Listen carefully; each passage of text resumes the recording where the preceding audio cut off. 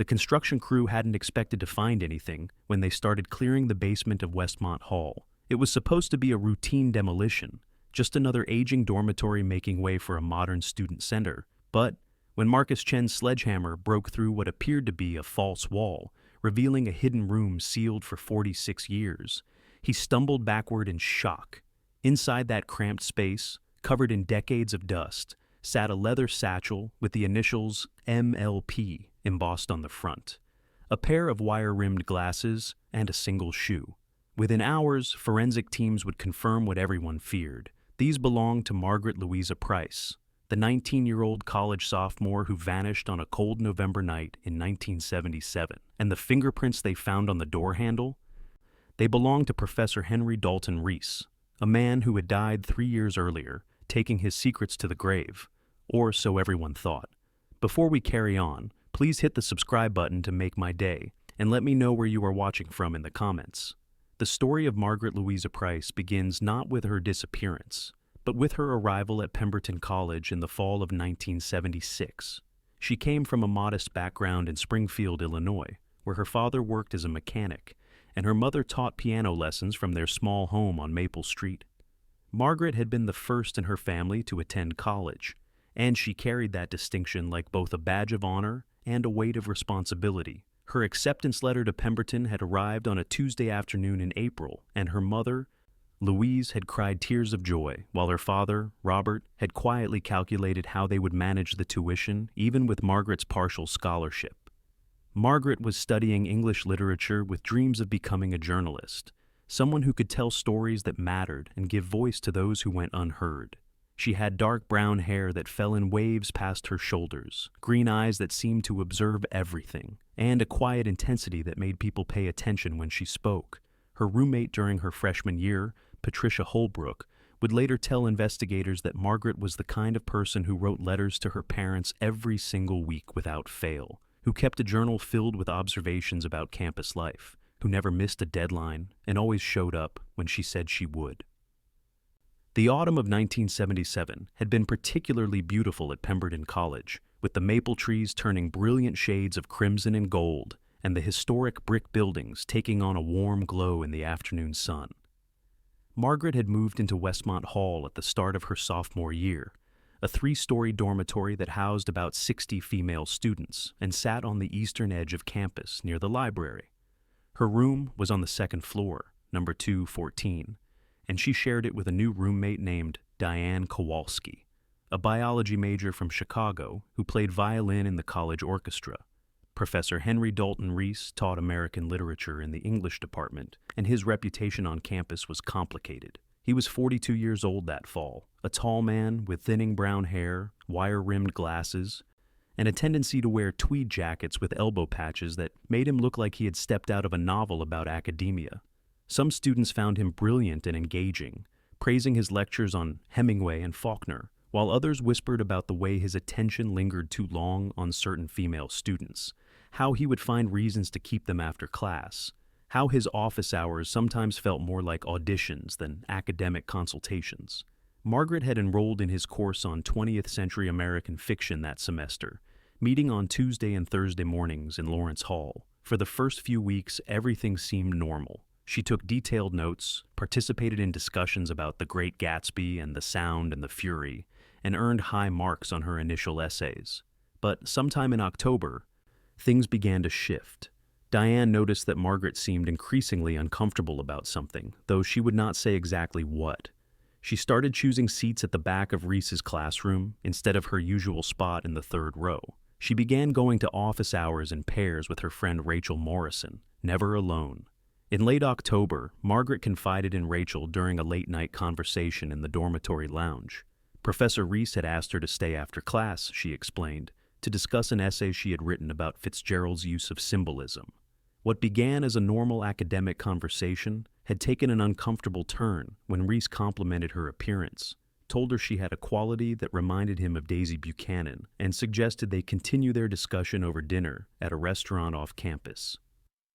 Margaret had politely declined, saying she had other commitments, but Reese had pressed the issue, telling her that students who showed promise sometimes needed extra mentoring, that he could help her get published in literary journals, that she should not waste her potential.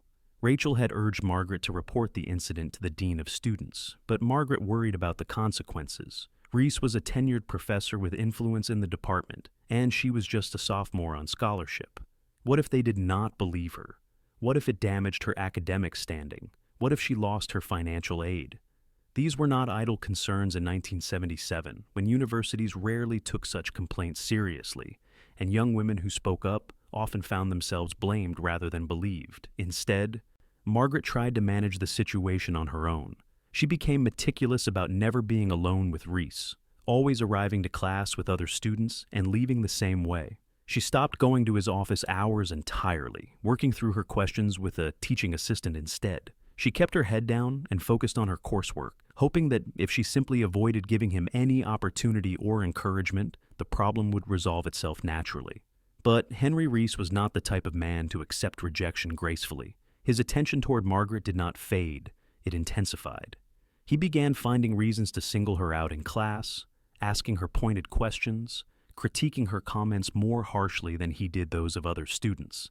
He left notes in her departmental mailbox, ostensibly about academic matters, but containing personal remarks that made her uncomfortable. He started appearing in places where she studied, the library reading room, the campus coffee shop, the student union, always with a book or papers that gave him a plausible reason to be there, but watching her with an intensity that felt predatory. Other students noticed. Margaret's friend Jennifer Caldwell, who also took Reese's class, later told police that the professor's behavior toward Margaret had become increasingly inappropriate as the semester progressed. He called on her constantly, interrupted her when she spoke, made comments about her clothes or appearance under the guise of literary references. The other young women in the class felt uncomfortable watching it happen, but none of them knew what to do. This was how things were in 1977. They would explain decades later with regret in their voices. You just tried to stay out of the line of fire and hoped it would not happen to you.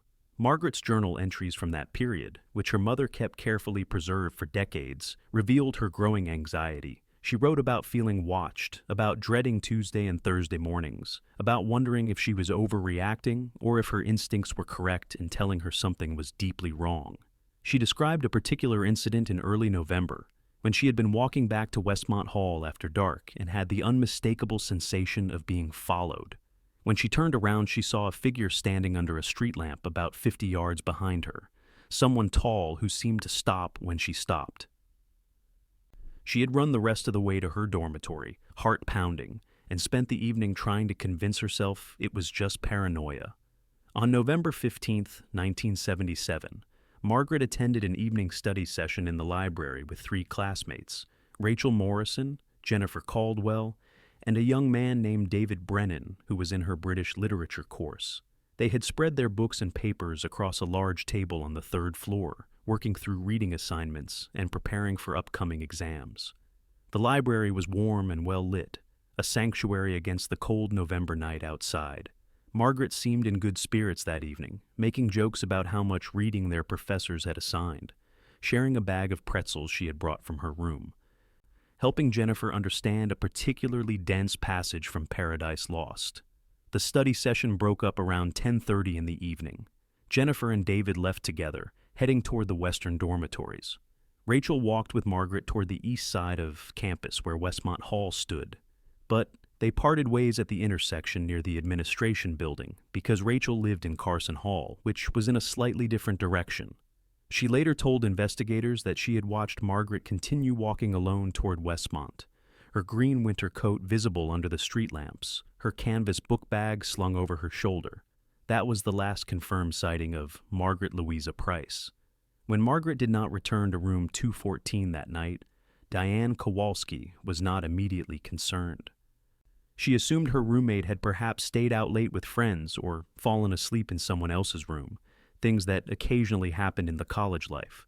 But when Margaret was not there the next morning and had clearly not slept in her bed, Diane began to worry. Margaret never missed her 8 o'clock psychology class, but that Thursday morning her seat remained empty.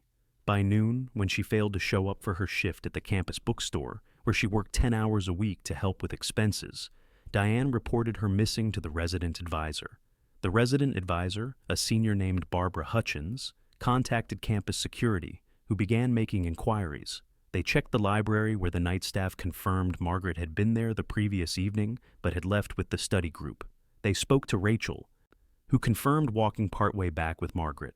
They knocked on doors throughout Westmont Hall, asking if anyone had seen her. They checked the health center, wondering if perhaps she had become ill. As the hours passed with no sign of Margaret, campus security finally contacted the Pemberton Police Department, and the case was officially opened just after 4 o'clock on Thursday afternoon, November 16th. Detective Lawrence McKinney caught the case. He was a 38-year-old investigator with the Pemberton Police Department, someone who had worked in law enforcement for 15 years and prided himself on thorough work. When he arrived at Westmont Hall that evening to interview Margaret's friends and dormitory residents, he brought with him a notebook and a growing sense of concern. Missing person cases involving college students usually resolved quickly, he knew. They turned up at a friend's apartment, or they had gone home without telling anyone, or they were sleeping off a hangover somewhere. But something about the description of Margaret Price, responsible, punctual, close to her family, never irresponsible, did not fit those patterns. The investigation moved quickly in those first crucial days. Detective McKinney interviewed everyone in Margaret's study group, her roommate, her professors, her co-workers at the bookstore, her friends from freshman year. He obtained her class schedule and retraced her normal routes around campus. He contacted her parents in Springfield, who were beside themselves with worry, and drove immediately to Pemberton. Louisa and Robert Price arrived on Friday morning, their faces drawn with fear, and spent agonizing hours sitting in the police station while McKinney worked through his leads. One name kept emerging in the interviews: Professor Henry Dalton Reese. Multiple students mentioned Margaret's discomfort around him. Rachel described the dinner invitation and the unwanted attention.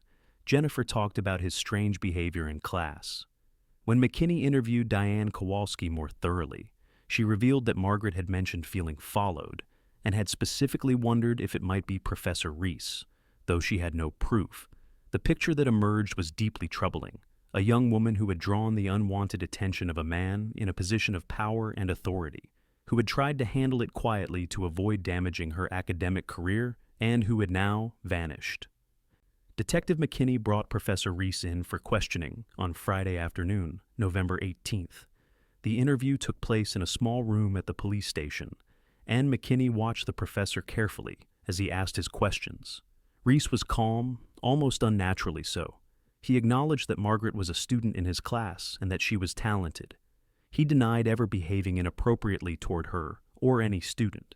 He said he had been home alone on the evening of November 15th, grading papers, and had no witnesses to confirm his whereabouts. When McKinney pressed him about the dinner invitation, Reese framed it as a misunderstanding, claiming he had merely suggested that Margaret consider attending a departmental dinner where several students and faculty would be present. Not a private dinner, as she had apparently interpreted it.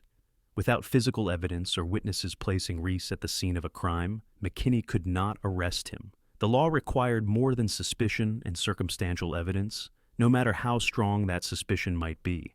He released Reese but kept him under surveillance and continued investigating. Campus security searched the grounds, looking through bushes, checking storage areas, examining the woods that bordered the eastern edge of campus. The Pemberton Police Department organized volunteer search parties that combed through nearby parks and vacant lots. Margaret's parents stayed in a local motel, spending their days putting up missing person posters and their nights lying awake, wondering what had happened to their daughter. The case generated significant media attention throughout Illinois. Margaret's photograph, showing her smiling warmly at the camera with her dark hair and green eyes full of life, appeared in newspapers across the state. The headline, "College Sophomore Vanishes After Study Session," drew public interest and concern. Tips poured into the police department, most of them leading nowhere. Someone claimed to have seen a young woman matching Margaret's description at a bus station in Chicago, but it turned out to be someone else. Another caller insisted Margaret had run away to join a commune, but could provide no evidence. Each false lead was exhausting for her family and frustrating for investigators who were working around the clock to find answers. Professor Reese hired a lawyer, Donald Fitzgerald, who immediately advised him to stop speaking with police without legal representation present. This was his right, of course, but it also prevented investigators from conducting follow-up interviews. McKinney obtained search warrants for Reese's office at the college and his home, a small house about 2 miles from campus where he lived alone, following a divorce 3 years earlier. The searches turned up nothing obviously incriminating, no signs of violence, no hidden rooms, nothing that would constitute probable cause for an arrest. Reese's home was tidy to the point of being sterile, with rows of books lining the shelves, stacks of student papers on his desk, and a pervasive sense of loneliness that seemed to emanate from the walls. What the searches did reveal, however, was a pattern of concerning behavior. In Reese's office filing cabinet, investigators found folders on several female students, not just academic files, but collections of their papers with extensive handwritten notes in the margins, photographs clipped from the college newspaper, copies of their class schedules. Margaret's folder was among them, thicker than most, containing not just her essays but also the notes he had left in her mailbox, copies of which he had apparently kept. The notes, when read in sequence, showed an escalating obsession, beginning with legitimate academic comments, but gradually incorporating personal observations about her appearance, her potential, how special she was, how she should not waste her gifts on people who could not appreciate her. The college administration faced a difficult situation. They could not fire a tenured professor based solely on suspicious behavior and uncomfortable notes, not without more concrete evidence of wrongdoing, but they also could not ignore the mounting concerns from students and the ongoing police investigation. They reached a compromise that satisfied no one. Reese was placed on paid administrative leave pending the outcome of the investigation, which meant he remained off campus but continued receiving his salary. Students and faculty were outraged, feeling the college was protecting a potential predator. Margaret's parents were devastated, believing that institutional cowardice might have contributed to whatever happened to their daughter. As weeks turned into months with no sign of Margaret, the case began to grow cold. Detective McKinney never stopped working it. Never stopped believing that Henry Reese knew more than he was saying, but without evidence, he could not move forward. The surveillance on Reese eventually ended due to budget constraints and lack of results. The volunteer search parties diminished as winter settled in and hope began to fade. Louisa and Margaret Price returned to Springfield, their home now haunted by the daughter who should have been there, their lives suspended in an agonizing limbo between hope and grief. The college semester ended, and students went home for winter break, carrying with them the unsettling knowledge that one of their peers had simply vanished. When they returned in January for the spring semester, there was a memorial service for Margaret, even though no body had been found, even though officially she was still just missing.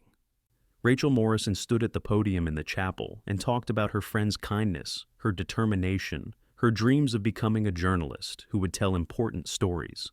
Jennifer Caldwell read a poem Margaret had written about the changing seasons. Diane Kowalski could barely get through her remarks, breaking down as she described how it felt to look at Margaret's empty bed every night, her belongings still carefully arranged as if she might return at any moment. Professor Henry Reese did not attend the memorial service. He remained in his house, still on administrative leave, his reputation in tatters even without criminal charges. The college newspaper ran editorials questioning how someone with multiple complaints in his file had been allowed to continue teaching.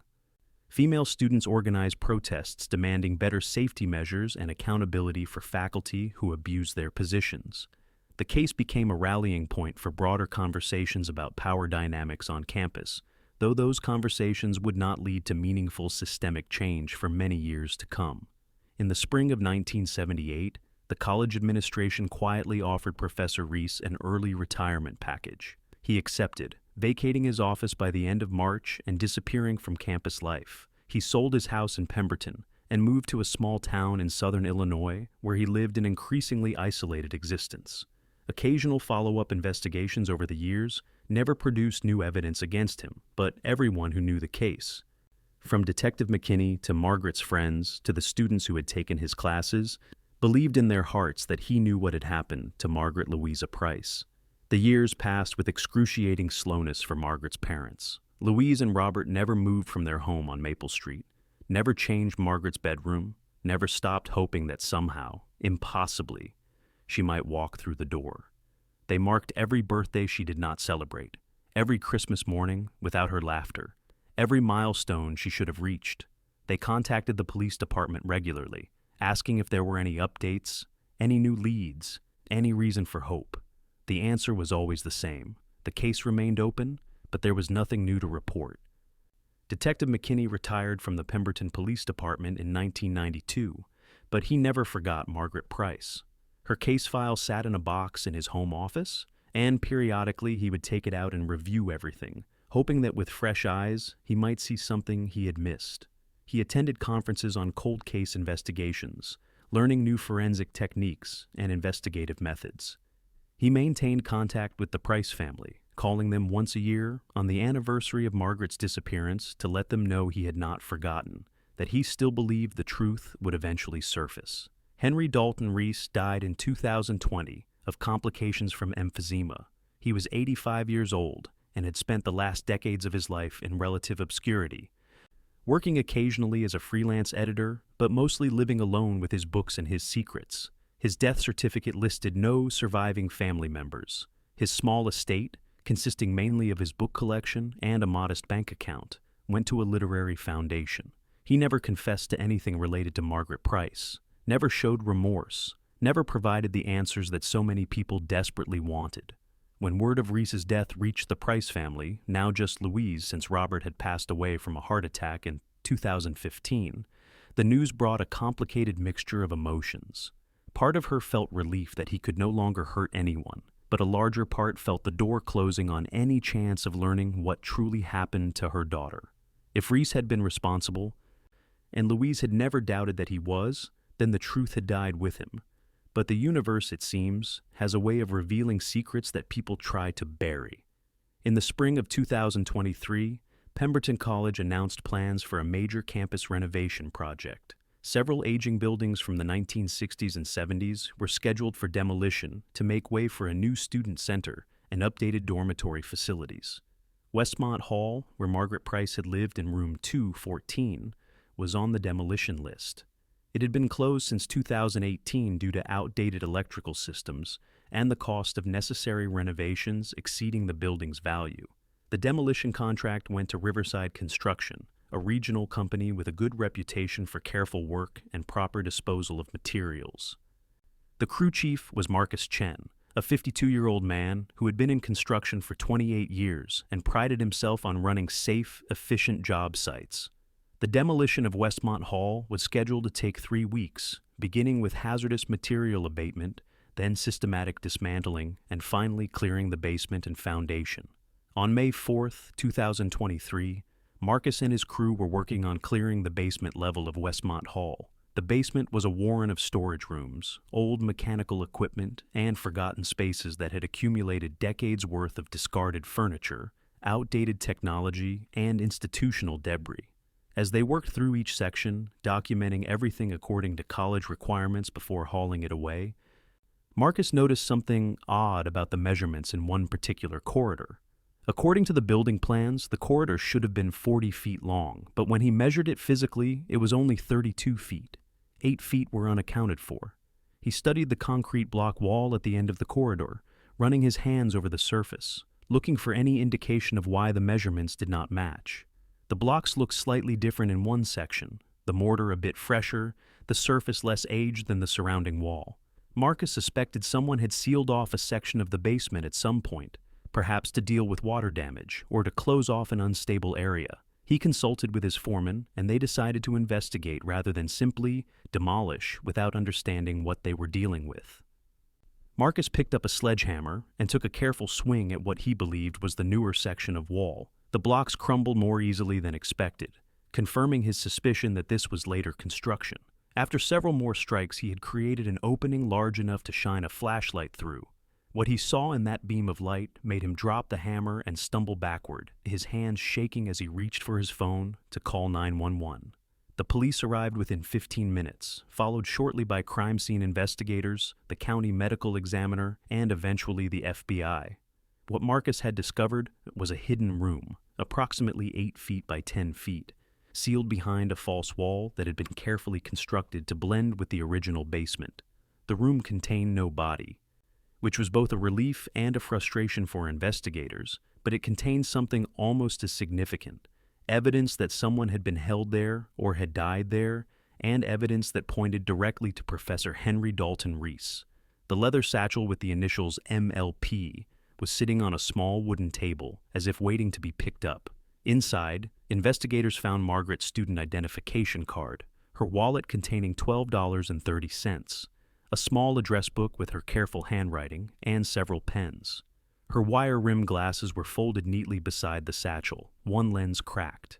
A single shoe, a brown leather loafer, size 7, sat in the corner of the room. Most chillingly, there were pages torn from what appeared to be a journal covered in Margaret's distinctive handwriting. The entries describing her fear of Professor Reese, her attempts to avoid him, her last day at the study session.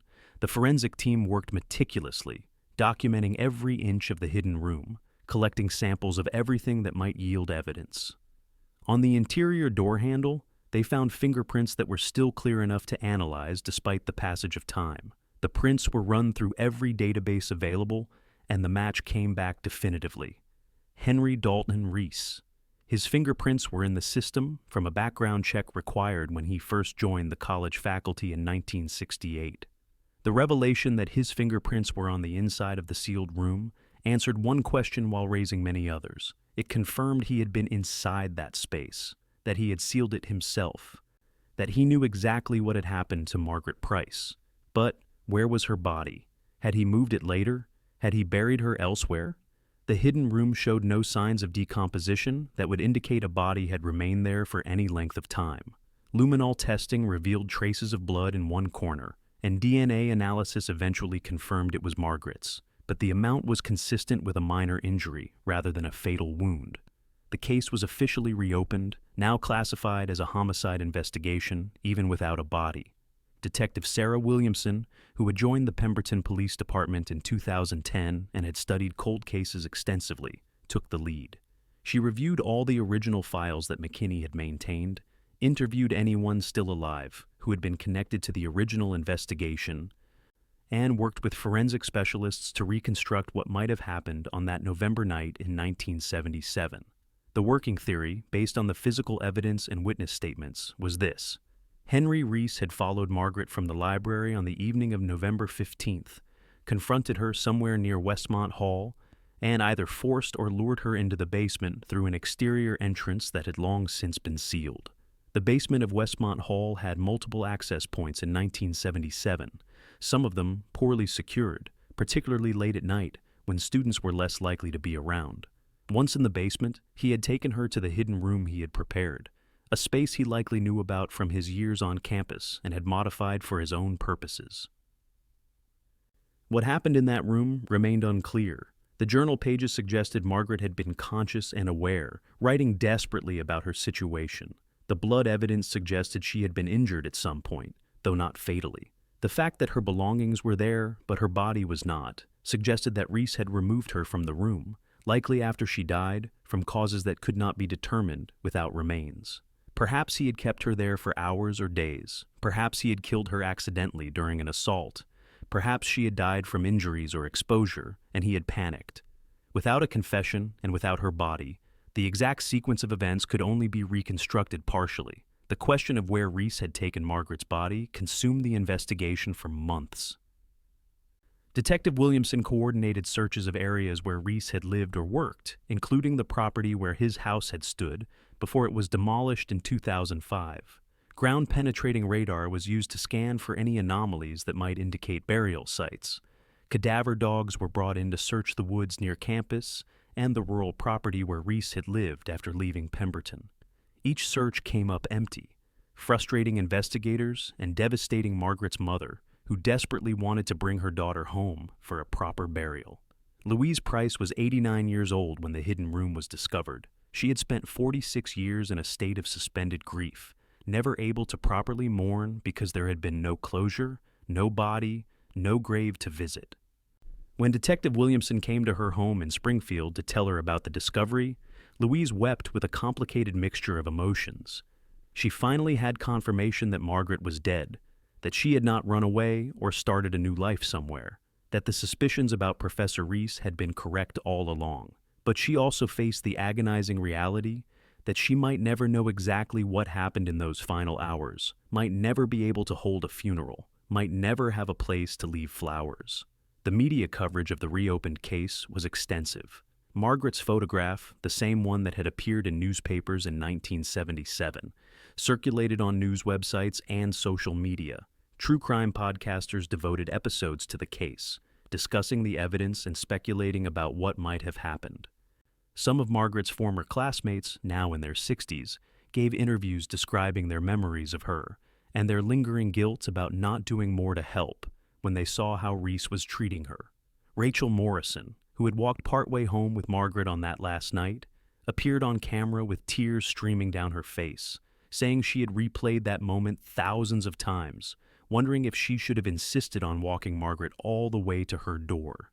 The district attorney's office faced an unusual situation. They had strong evidence of Henry Reese's involvement in Margaret's disappearance and presumed death, but the suspect had been dead for 3 years. They could not bring charges, could not bring him to trial, could not seek justice in the traditional sense. What they could do, and what they chose to do, was hold a public press conference laying out all the evidence and officially declaring that Henry Dalton Reese was responsible for the death of Margaret Louisa Price. The press conference took place on August 10, 2023, in the Pemberton County Courthouse. District Attorney Jennifer Kowalski, who shared a last name with Margaret's former roommate but was not related, stood at a podium surrounded by investigative files and photographs. Behind her sat Detective Williamson, representatives from the FBI, and Louise Price, who insisted on being there despite her age and the emotional difficulty of the moment. For 45 minutes, Kowalski walked through the evidence. From the original investigation that had identified Reese as a suspect to the discovery of the hidden room to the forensic analysis that confirmed his involvement. She described how Reese had used his position of authority to prey on young women, how he had specifically targeted Margaret when she caught his attention, how he had escalated when she rejected him, and how he had ultimately taken her life and hidden the evidence. She showed the timeline that investigators had constructed, the witness statements, the physical evidence, everything that would have been presented at trial if Reese were still alive. And she made a point of stating clearly and unequivocally that Margaret Price had done nothing wrong, that she had been a victim of a predator, that the system had failed to protect her when she needed it most. Margaret Louisa Price should be alive today, Kowalski said, her voice steady but filled with emotion. She should have graduated from Pemberton College. She should have become the journalist she dreamed of being. She should have had a career, a family, a life full of all the experiences that were stolen from her on November 15, 1977. Henry Dalton Reese took all of that away from her, and he spent the rest of his life hiding what he had done. While we cannot bring him to trial, while we cannot watch him face justice in a courtroom, we can do this. We can say his name and his crime together so that history remembers not Professor Henry Reese the scholar, but Henry Reese the murderer. We can give Margaret's family the truth they have sought for 46 years, and we can recommit ourselves to protecting students, to believing women who come forward, to creating systems that prevent such tragedies rather than enabling them. The press conference was covered by news outlets across the country and became a focal point for broader discussions about violence against women, institutional accountability, and the long shadow cast by unsolved cases. Pemberton College issued a formal statement, apologizing for the failures that had allowed Reese to remain in his position despite complaints, acknowledging that the culture of the 1970s had prioritized protecting the institution over protecting students, and committing to doing better. They established a scholarship in Margaret's name for students studying journalism, ensuring that her dream of telling important stories would live on through others. The search for Margaret's body continued, but as months passed without success, investigators had to accept the possibility that they might never find her remains. This was perhaps the cruelest aspect of the case, that her mother would die without ever being able to lay her daughter to rest properly. Louise Price made peace with this as best she could, finding some comfort in finally knowing the truth and in seeing Margaret's story told publicly so that others might learn from it. In October of 2023, Louise passed away quietly in her sleep at the age of 89. She had lived to see her daughter's case solved, even if not completely resolved. At her funeral, Detective Williamson gave a eulogy describing Louisa's dignity, her persistence, her refusal to let her daughter be forgotten. The service ended with a reading of one of Margaret's journal entries from her freshman year, a passage full of hope and ambition about the life she was building, the stories she would tell, the difference she would make. The case of Margaret Louisa Price officially remained open, classified as a homicide with a deceased suspect, the search for her remains continuing on a more limited basis. Pemberton College demolished Westmont Hall as planned, but they placed a memorial marker on the site, a simple granite stone with Margaret's name, her dates, and a line from one of her essays. Every voice deserves to be heard. Every story deserves to be told. Students walking past the site would sometimes stop and leave flowers or notes, creating an impromptu memorial that grew and changed with the seasons. Detective Sarah Williamson kept Margaret's file on her desk, still hoping for the breakthrough that would lead them to her body. Every few months, she would revisit potential search areas, review old tips, or consult with experts about new forensic techniques that might be applied. She had never known Margaret, had been just a child herself when the young woman disappeared, but she felt a responsibility to see this through to whatever conclusion was possible. In the years following the press conference, several of Henry Reese's former colleagues and students came forward with their own stories of his inappropriate behavior, incidents that had never been formally reported or had been dismissed at the time. A pattern emerged of a man who had spent decades using his position to make young women uncomfortable, to cross boundaries, to exert power in ways both subtle and overt. Margaret had not been his only target, but she had apparently been the one who triggered something darker in him, the one whose rejection he could not tolerate, the one he had killed. The English department at Pemberton College underwent significant changes, implementing new policies around faculty-student interactions, mandatory reporting requirements, and support systems for students who experienced harassment. Other universities studied the case and updated their own policies, using Margaret's tragedy as a catalyst for institutional reform. It was too late for her, but perhaps it would protect others in the future. On what would have been Margaret's 65th birthday, November 3, 2023, a group of people gathered at the memorial stone where Westmont Hall had once stood. Her former roommate Diane was there, now a retired physician with grandchildren of her own. Rachel Morrison attended, having spent her career as a social worker, advocating for survivors of violence. Jennifer Caldwell came, still writing poetry and teaching at a community college. Detective Williamson stood with them, along with several students who had never known Margaret but had been moved by her story. They shared memories, read from her journal, and planted a dogwood tree that would bloom every spring with white flowers, a living memorial to a life cut tragically short. As the sun set that evening, casting long shadows across the campus, the gathered mourners stood in silence, each lost in their own thoughts about justice and injustice, about the randomness of violence, about the threads that connect us across decades. Margaret Louisa Price had been gone for 46 years, but in many ways she felt present that day, her spirit alive in the reforms that bore her name, in the scholarship that would help future journalists tell important stories, in the memories of those who had known and loved her. The case remained technically unsolved in one crucial way. Margaret's body had never been found, and that absence haunted everyone connected to the investigation. But in every other way that mattered, the truth had been revealed. The whispers that students had shared for years about Professor Reese had been validated. The suspicions that Detective McKinney had carried to his grave had been proven correct. The faith that Louise and Robert Price had maintained through decades of uncertainty had been justified. Margaret's voice, silenced on a cold November night in 1977, had finally been heard through the evidence left behind and the determination of those who refused to forget her. The hidden room that Marcus Chen had accidentally discovered became a powerful symbol of how secrets can be buried, but never truly erased, how time and circumstance will eventually reveal what people try to hide.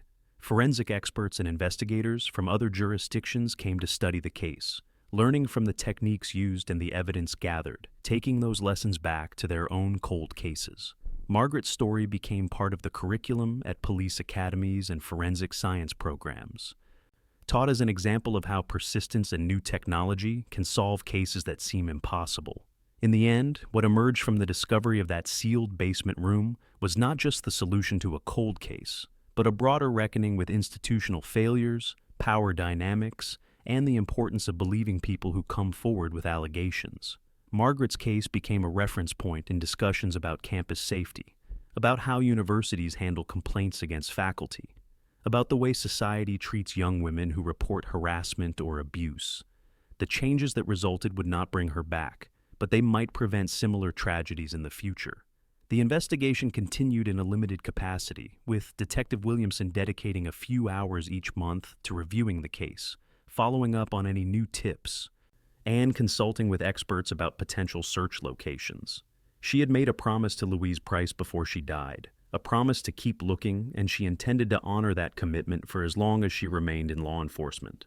Perhaps someday a land development project would uncover remains, or a deathbed confession from someone who helped Reese would provide new information, or advancing technology would reveal evidence that current methods could not detect. Until then, the search would continue at whatever pace resources allowed. Pemberton College transformed in the decades since Margaret's disappearance, becoming a more diverse and safer institution, with robust support systems and accountability mechanisms that had not existed in the 1970s.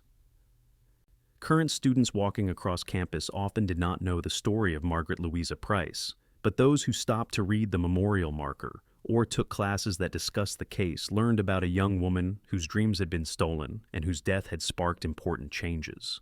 Some students adopted her story as personal motivation, seeing in Margaret a reflection of their own ambitions and a reminder of how precious and fragile life can be.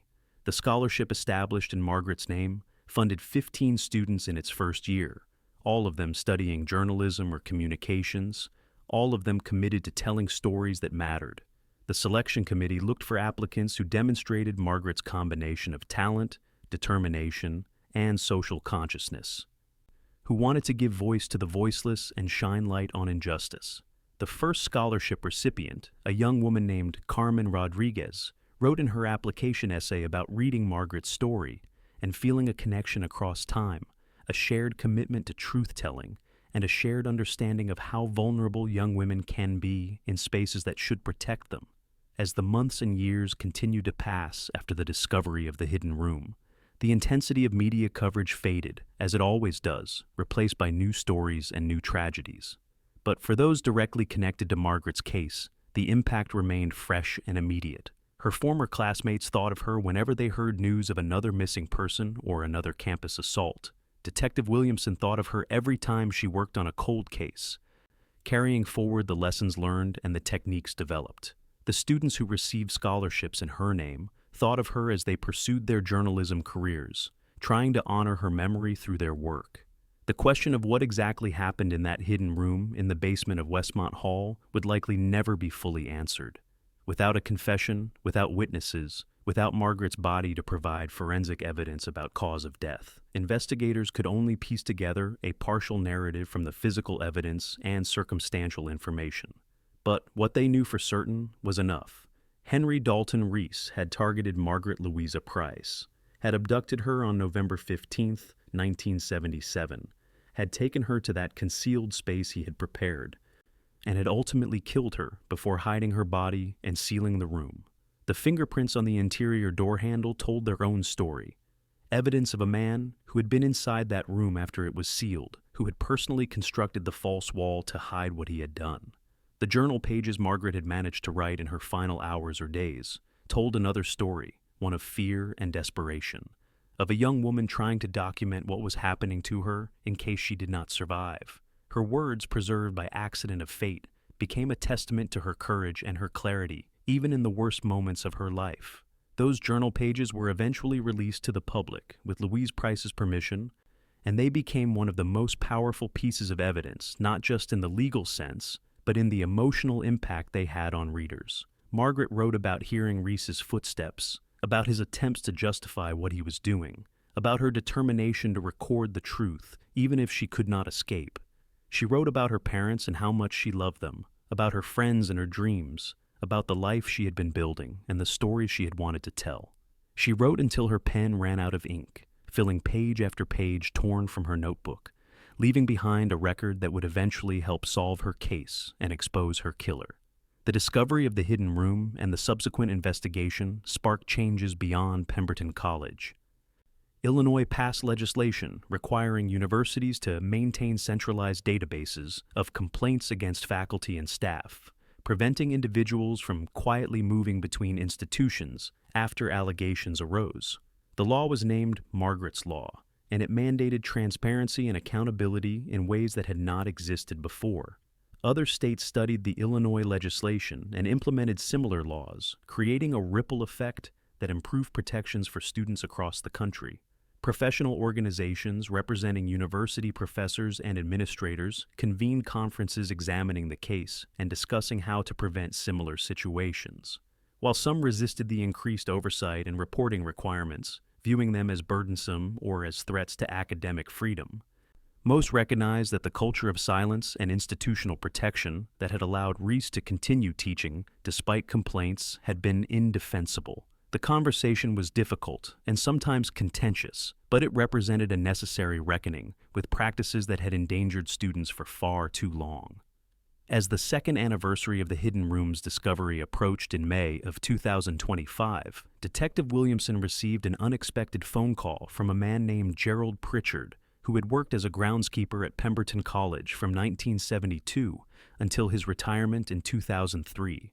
Pritchard, now 78 years old and in declining health, said he had been following the case in the news and something had been bothering him. A memory he had dismissed at the time, but now seemed potentially significant. Pritchard explained that in late November of 1977, maybe a week or 10 days after the Price girl went missing, he had been working early one morning near the old groundskeeping shed on the far eastern edge of campus, an area that bordered a wooded section owned by the college. He had noticed Professor Reese's car, a brown Chevrolet station wagon, parked nearby around 6 in the morning, which struck him as odd because faculty rarely came to that remote part of campus, especially at such an early hour. When Pritchard approached to see if someone needed help, Reese emerged from the wooded area carrying a shovel and looking disheveled and dirty. Reese had explained in a rushed and nervous manner that he had been conducting research for a project about native plant species and had gotten an early start. The explanation had seemed strange, but Pritchard had not thought much more about it until now. Detective Williamson felt her pulse quicken as she listened to this account. She obtained detailed information about the exact location Pritchard remembered, consulted old campus maps to identify the area, and organized a search operation.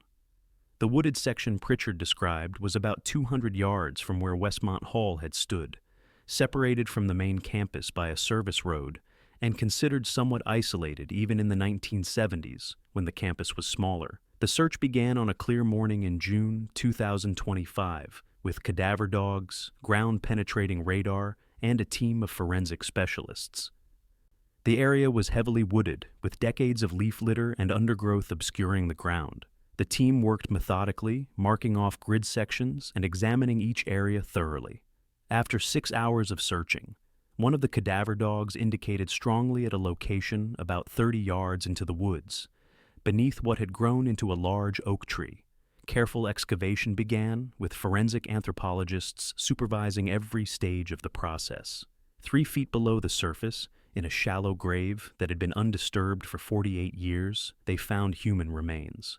The skeleton was partially intact, and preliminary examination suggested a young adult female, approximately 5 feet 4 inches tall, consistent with Margaret's height. Clothing remnants included fibers matching the green winter coat Margaret had been wearing.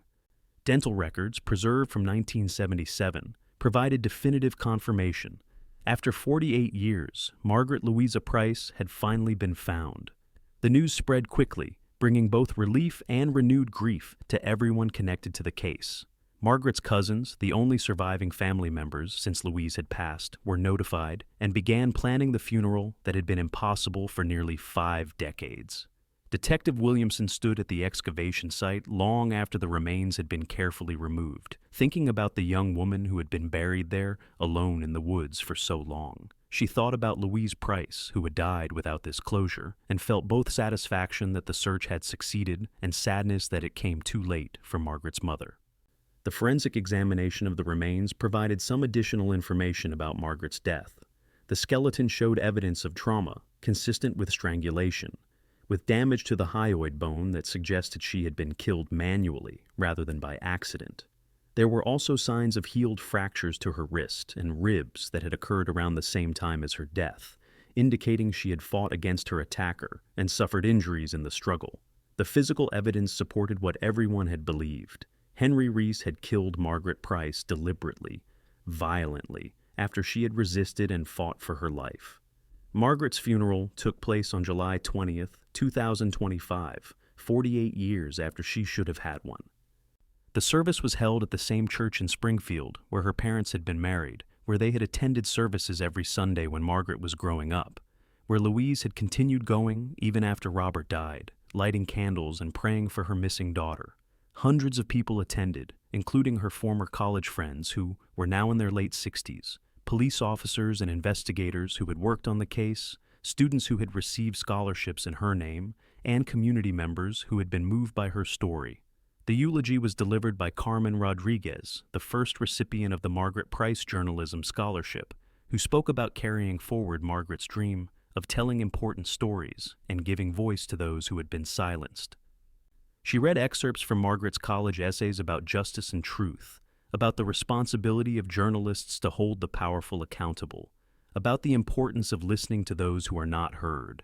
The congregation sang hymns that Margaret had loved, and her cousins shared memories from family gatherings when she had been young, before college, before tragedy altered the course of so many lives. Margaret was buried next to her parents in Springfield Memorial Cemetery. The three of them finally reunited after years of separation. The headstone bore her name, her dates of birth and death with the actual date now known, and the same quote that appeared on the memorial at Pemberton College. Every voice deserves to be heard. Every story deserves to be told. People left flowers and notes at her grave, a practice that continued for months as word spread that she had finally been laid to rest. The conclusion of Margaret's case brought closure of a sort, though those most deeply affected knew that such closure was imperfect and incomplete. You cannot restore what was taken, cannot give back the 48 years of life that should have been, cannot erase the pain her family endured or the trauma that rippled through the community. What you can do is remember, bear witness, learn from what happened, and commit to preventing similar tragedies in the future. Detective Williamson closed the physical case file in August 2025, though she knew she would never truly leave Margaret's case behind. It had become part of her, as it had for everyone who had worked on it, carried it forward, or been touched by it. She attended the final press conference alongside the district attorney, where they announced that the case of Margaret Louisa Price was now resolved, her killer identified, her remains recovered, her story told. In the years that followed, Margaret's story continued to resonate. True crime documentaries revisited the case with the new information. Academic papers analyzed it as an example of institutional failure and cold case success. Most importantly, it remained a touchstone for conversations about violence against women, campus safety, and the importance of believing survivors when they come forward with allegations. Margaret had not lived to tell the stories she dreamed of telling, but her own story was being told, and it was making a difference. The scholarship fund in her name grew through donations, eventually endowing a permanent program that would support journalism students in perpetuity.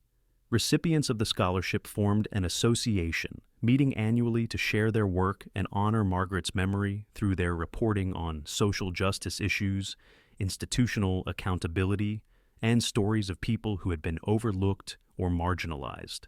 They carried her legacy forward in their articles, their documentaries, their investigations, their commitment to the principles she had embodied even as a 19-year-old sophomore with dreams of changing the world. Pemberton College transformed the site where Westmont Hall had stood into a memorial garden with walking paths, benches, and plantings that bloomed throughout the seasons. The dogwood tree planted on Margaret's birthday grew tall and healthy, its white flowers appearing faithfully every spring. Students studying late in nearby buildings would sometimes take breaks in the garden, finding it a peaceful space for reflection. Some knew the full story of why the garden existed, while others simply appreciated the beauty and tranquility without understanding the tragedy that had inspired its creation. The hidden room in the basement, that cramped space where Margaret had spent her final hours, was thoroughly documented before Westmont Hall was demolished. Photographs, measurements, forensic analyses, everything was preserved as part of the permanent case record. The physical space no longer existed, but its discovery had changed everything, turning whispers and suspicions into confirmed truth, giving Margaret's family answers they had sought for decades, and ensuring that Henry Reese's crimes would be remembered alongside his name forever. In the end, the case of Margaret Louisa Price became more than just a solved cold case. It became a catalyst for change, a reminder of the importance of listening to women who report harassment and assault, a testament to the dedication of investigators who never gave up, and a memorial to a young woman whose life was stolen, but whose impact continues to be felt. Her voice, silenced on the November night in 1977, had been restored through the work of those who refused to let her be forgotten, who dug through decades of secrets and lies to find the truth, who brought her home at last and gave her the justice she deserved. Margaret Louisa Price wanted to be a journalist who told important stories. In death, she became the subject of one of the most important stories her community would ever tell, a story about courage and predation, about institutional failure and eventual accountability, about the long arc of justice even when it bends slowly. And in that sense, perhaps she achieved her dream after all, not in the way she had hoped, but in a way that would resonate across generations and save lives she would never know.